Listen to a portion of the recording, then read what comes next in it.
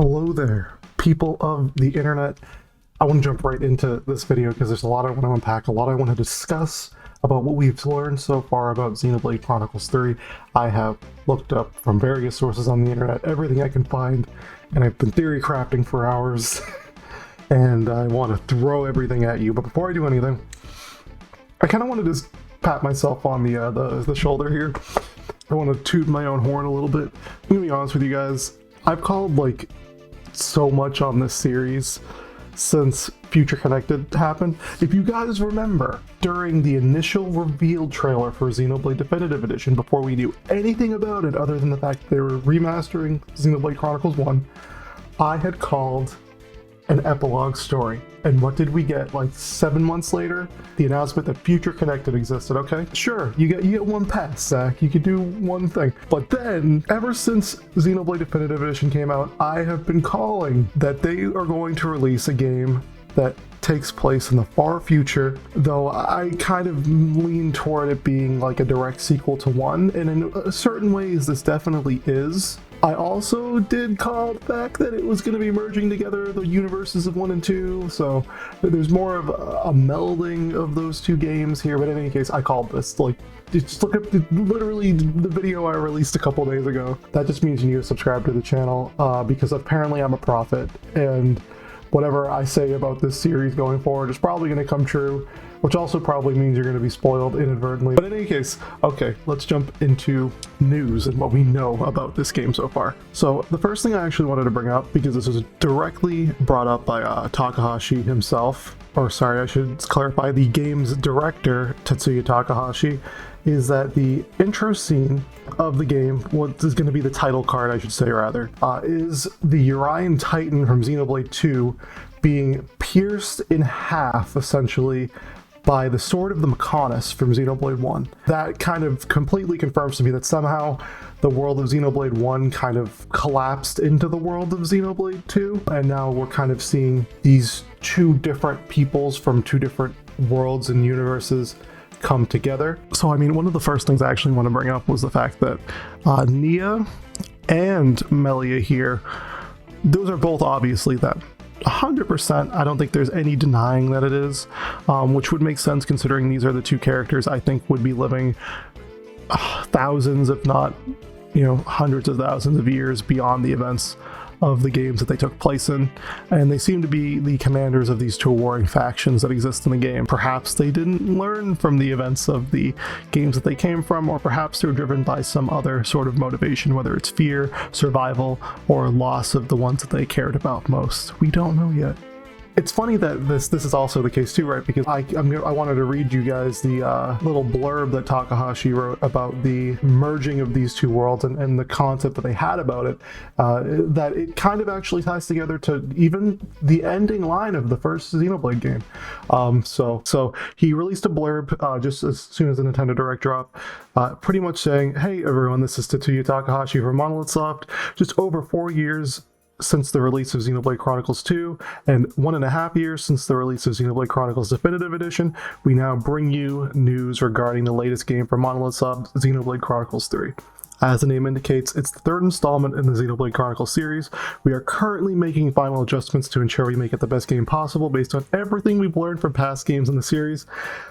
Thank you. They seem to be learning. They seem to be listening. I like that.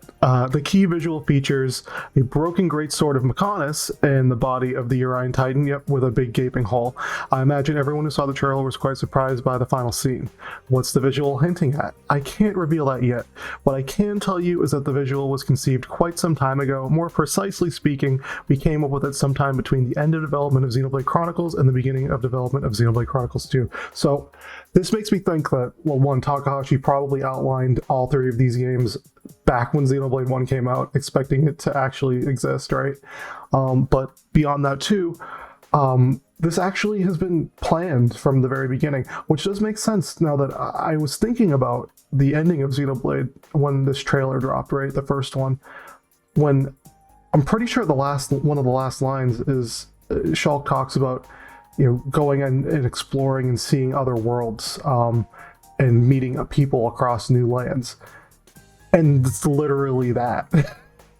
It was literally, which I want to say makes that game even more brilliant to me. The fact that they foreshadowed a game that was coming out, you know, over a decade later. But regardless, let's continue with the statement here. So it's not something we recently added to the series. We believe the game will be enjoyable for those who both played Xenoblade Chronicles and or Xenoblade Chronicles 2, as well as those who will be playing Xenoblade Chronicles game for the first time. Masatsugi Saito, who also designed the characters for Xenoblade Chronicles 2. While we can't show them to you at this time, Koichi Mugatani created some of the key artworks. As you can see, familiar staff members to the Xenoblade Chronicles series have once again come together to create this game. So it seems like, much like in the concept of the game itself, they are merging together the teams from 1 and 2 to kind of create this melting pot in the art direction, music design, things like that.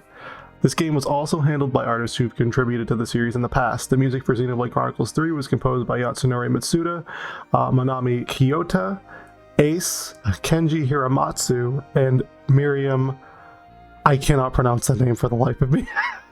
The music in this game maintains the unique Xenoblade Chronicles touch while also taking on a new challenge, namely that of integrating its motif, a flute-based melody. The flute is actually one of the key themes in this game. A variety of other elements and themes are hidden in the trailer, which we will talk about soon. We'll be revealing details bit by bit going forward. Xenoblade Chronicles 3 is a brand new adventure bringing together the worlds of Xenoblade Chronicles and Xenoblade Chronicles 2 to take the players into the future. While there's still some time left before the release of the game, please look forward to it. Again, seems like they're really trying to make this a melting pot for Xenoblade fans, very fan servicey. In a way, this is kind of like the Avengers of the Xenoblade series, which is super weird because, you know, ever since Endgame dropped, a lot of these franchises have been doing this multiverse sort of story. They've been trying to put universes of different characters together to collide in a collaborative effort. And it seems like inadvertently Xenoblade kind of jumped into that bandwagon, even though this kind of process has been in development for a very long time. In a way, it's funny to me because multiverse stories seem to be the new zombie stories of this generation, you know, where we see, you know, just fan service crossovers from characters with everything from the Muso games to Avengers to Star Wars to just everything doing it. Let's get into what I had kind of touched upon a second ago. The ending shot of the trailer has the Reyn Titan and the sort of the Mechonis kind of falling down onto each other, with the two main characters looking forward at them. You can see the juxtaposition because the main character dressed in red, his name is Noah, as we have learned from the website and from press release, and Mio, who is the character who kind of looks like Nia in a way, are staring off, but Mio is near the sword of the Mechonis, even though she likely came from the world of Xenoblade 2, and Noah is looking directly at the Reyn Titan, despite the fact that he came from the world of Xenoblade 1, very likely. So, very interesting little juxtaposition in the artwork there. I appreciate the little details that go into that. And with that said, I want to talk to you guys real quick about the world design. So, with that in mind, that these are the merging of two worlds in some capacity, both literally and figuratively, I was kind of thrown aback at first, because when I looked at the environments in the trailer when they showed gameplay, right, those environments reminded me a lot of both Xenoblade 1 and 2's environments, and now I'm starting to understand they remind me of them because they are them. Now, I have a feeling they might be reusing assets in this game to an extent, but not in a way that's like them just reusing assets in a very blatant and boring way, right? Think of it like kind of how Pikmin 1 and 2 reuse assets if you played those games. If you haven't, I'll give you a basic rundown. So Pikmin 1 had this basic map design of certain areas, right? You explored different areas and each of them were distinct in locales. They each represented a certain motif. And in Pikmin 2, a majority of those areas actually were reused. The same templates, the same like overall design, but it was fit into the story of the game because you're kind of revisiting this uncharted planet in the same environments, but they look slightly differently. They look altered. And they look so altered, in fact, that the game kind of, you didn't really know you were in the same place until the game brought it up and you observed and you looked at the minor details, because on the surface, they looked like completely different locales, right? So I feel like in this game there's going to be a similar idea, right? Like I saw the shot that looked like Sword Valley, right? But when I look closely at it, the back part looks like Sword Valley and the front part looks like Moradane, right? Is that a possibility that Moradane and Sword Valley are kind of merged together in some capacity? That could definitely be the case. One of the areas reminded me of Gower Plain, but when I look at it a little more closely, it looks like Gower Plain mixed with Uriah, or with Gormott even, to an extent. With one shot you can even see of the sword of the Mechonis kind of sticking downward. It's definitely from a shot from Uriah, right? That looks like it. So, just things like that, where the world seems to be coming together from these two different universes in literal aspects, and it's very interesting. One looks like the Mechonis capital.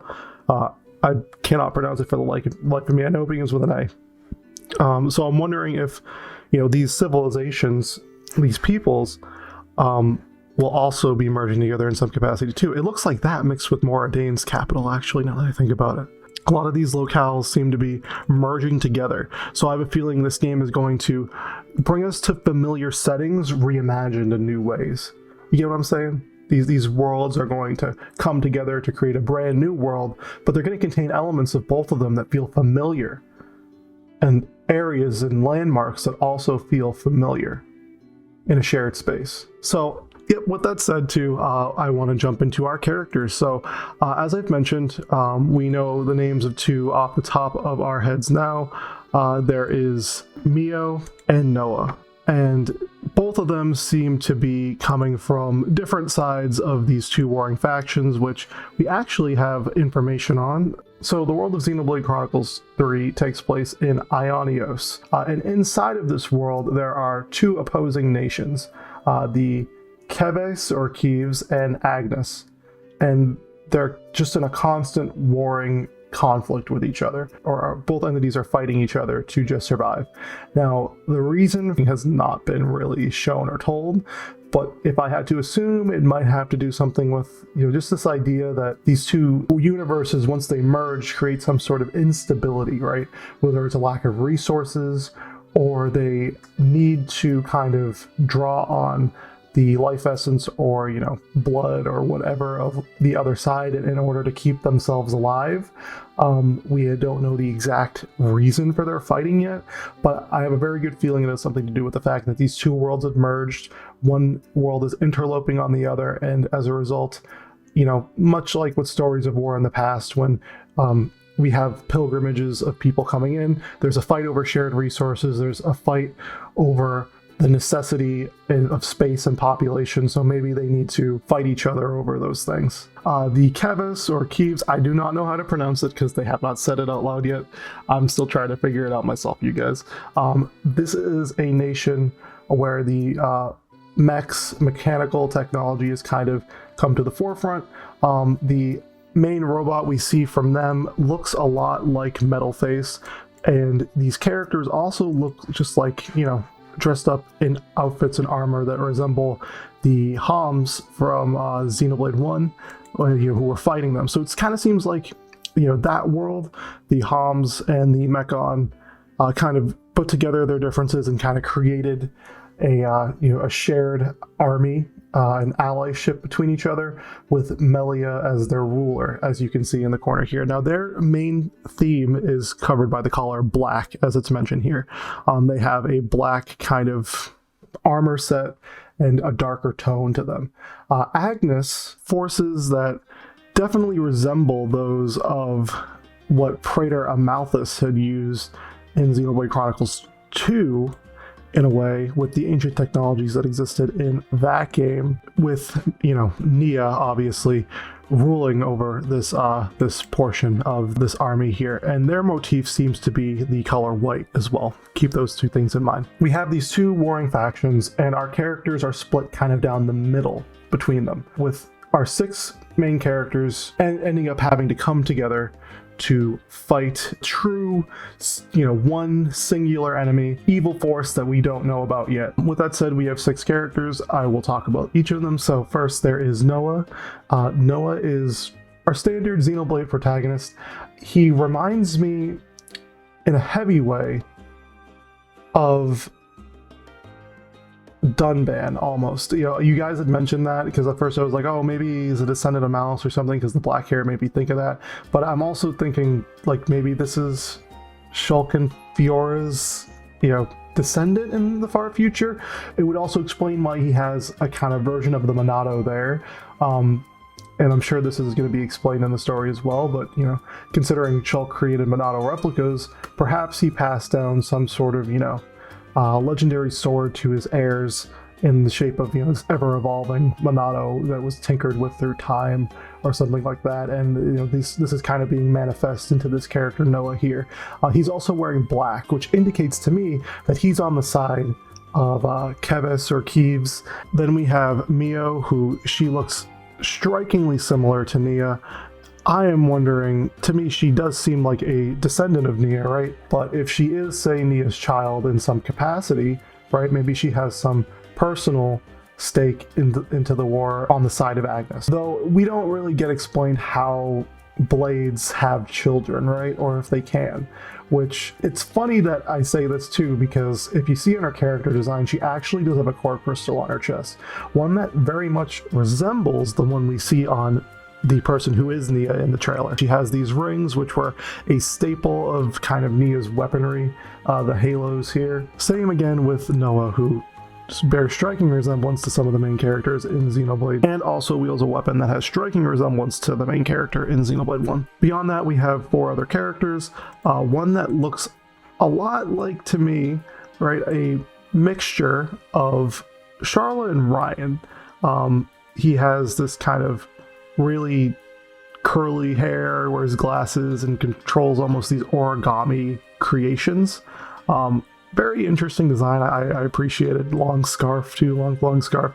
Now he's wearing white, which makes me think he's on the side of Agnus, but at the same time, I think, again, our 3 characters, or 6 characters, are split 3 and 3 between the 2 warring factions, and we'll figure out more about who's on whose side after. We have a high-Antia half-breed character.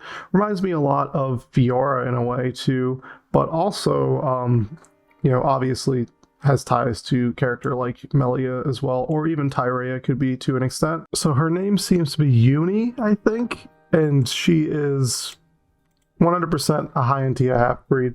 Her wearing black also signifies to me that she is on the side of the Keves or Keves army. Then we also have this character who, you know, my initial thought was he looked like Praetor Amalthus, but now that I'm looking at his character design more closely, I can see he's probably just Urian, right? Is he?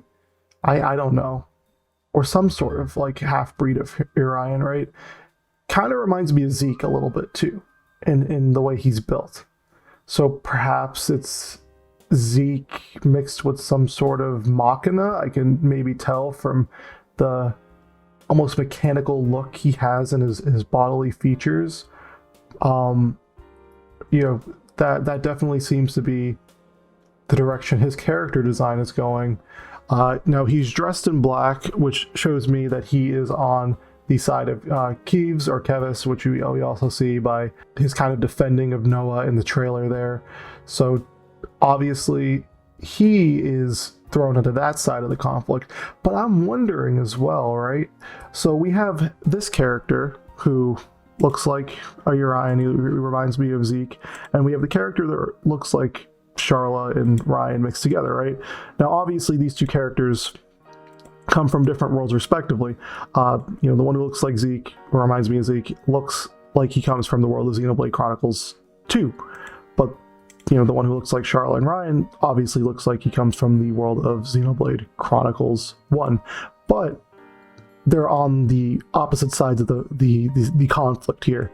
So, you know, interesting little take there. I'm wondering where, you know, why these 2 would seemingly go against their own creed to fight on an opposite side of a war. Maybe they see things just differently, perspective-wise, and that's why they're, you know, one character who obviously belongs to one world because he comes from one creed, is fighting on the opposite side of the war of a character that comes from another creed, but I digress. And then the final character we see is one who looks a lot like a mixture of, or actually more just anything like Brighid to me. Though her, I don't know, I feel like those stripe patterns on her body definitely reminds me of something, but I can't pinpoint what it is, like what design-wise that reminds me of. But her hair definitely looks like Brighid's, that's for sure. She also seems to have a core crystal on her chest as well, so is she a descendant of a blade? Perhaps she's a descendant of Brighid. I could definitely see that being the case. Though I have to wonder too, do blades even have descendants, or are they just reborn in different forms? That was a point brought up in Xenoblade 2 before, you know, blades return to their core crystals and come back, and they kind of resemble the shape of the wear that they had before, right? So, good point to bring up. I don't know if maybe this is just a reincarnation of Brighid, or if this is just Brighid. Interesting character design. I think she is also on the side of Agnus here as well, considering she has the kind of white, you know, boots here. That's the only indicator to me that she is on that side of the conflict. It also makes sense considering, again, she has the kind of blade persona there. So that splits it down the middle for us as well. So there's 3 characters on the side of Agnus, 3 on the side of Keves or Keves, coming together to fight a singular threat. Now, what is that singular threat, you might be asking? I don't know for certain, but I do know that our boy Vandam, Commander Jack Vandam, if you will, is going to somehow be a mentor, a guide to our characters to kind of bring them together to fight a mutual goal. He definitely seems to have a role, again, in this game as a mentor to our cast, much like he did in Xenoblade Chronicles 2, and in a sense, Xenoblade Chronicles X. He is trying to kind of bring them together to fight a mutual end goal. Perhaps he's some crazy old hermit that knows that there's this evil entity that's bringing these 2 opposing factions to fighting each other, and he wants to have a group of, you know, young, capable heroes, instead of fighting each other, go out and fight this evil entity. We do not know yet. All I know is he is absolutely hilarious, and I love the fact that he's in this game because I wanted to see more of that characterization of Vandam, right? I'm sure this isn't the same Vandam that existed in 2, but I definitely wanted to see a Vandam that has, you know, that same level of personality. Now, considering that this was mainly a story trailer, we really didn't see any sort of gameplay showcase for any of these characters, right? We've only seen exploration gameplay, and we've seen, though, one of the things I will make note of is that one of the central themes they're kind of throwing around in this trailer, to my knowledge, is the theme of time. Time seems to be a central concept. They talk about clocks a lot, right? And time is no stranger to the Xenoblade mythos in some extent, right? There's always a theme of time in every game. The first game obviously had seeing into the future, and the second game also kind of had seeing into the future as the time theme. Perhaps these are entities that can control the flow of time and manipulate how time works. Just throwing out an idea there. One of the things I will say I appreciate about this trailer, and it's definitely something that makes me happy, because they've learned from this obvious mistake that I think Xenoblade 2 made, right? Is the fact that there's very little terminology in this trailer. They really only showed our characters, they showed the setting, and everything our characters said and did was all within a context of words that we can understand. We're not being thrown all these complicated terms and this deep lore about blades and drivers and, you know, like the way that this universe functions and all these, you know, different characters and environments, and we're not being thrown these buzzwords that the game made up in its own mythos and lore. We're just kind of thrown into this very basic plot of these 2 warring, you know, factions, and our heroes coming together to fight a bigger evil, and that conveys very clearly and very elegantly, and I appreciate that, because I feel like a lot of a lot of Xenoblade 2 got stuck on the details, right? All of the very small things that it didn't really need to have in the game. You know, you could have just replaced a lot of the terms and ideas in that game with more basic concepts, easier to understand things that weren't just made up for the extended lore of that one game and that one universe. I'm sure once we dive deeper into the game, there's going to be more to explore in terms of, you know, different characters and deeper understanding of the world and universe. But at the moment, at its surface, it definitely seems like the game is making itself accessible, you know, and not forcing us to learn an anthology of terms in order to understand the concept it's presenting to us. Okay, you know, I think that's everything I wanted to talk about with the trailer that we got so far. Oh, I guess the one last thing I do want to bring up now that I think about it is that from the blurb on the website, they do mention that life is the central theme of this game. Now, I don't know what that entirely implies, but if I think about it, right, the central themes, I feel like, of Xenoblade 1 and 2 were death and birth. Those seem to be the themes in both of those games. Maybe I'm off on my storytelling magnet, but to me, when I think of Xenoblade 1, I think of death. That seems to be a recurring theme in that game. And then I think about Xenoblade 2, the recurring theme to me seems to be birth, because of the constant birth of, you know, and rebirth of titans and blades, things like that. So if life is a central theme here, I wonder what story elements they're going to be throwing in. In any case, okay, well, thank you guys for watching me kind of dissect this trailer and the footage and things that we've gotten so far. This was also kind of impromptu. I didn't want to script this. I wanted to give you my off-the-cuff, you know, just analysis of everything that I've seen here. With that said, though, thank you guys for watching. If you guys have observed anything that I have not really mentioned here and you wanted to bring it up, please let me know in the comments. I always want to learn more. I'm going to make a video maybe shortly, just bringing up what I think could be possibilities in this game beyond just the analysis that I see here. You know, things like what I think the gameplay might be like, what the exploration might be like, what where the story might go. A lot of things.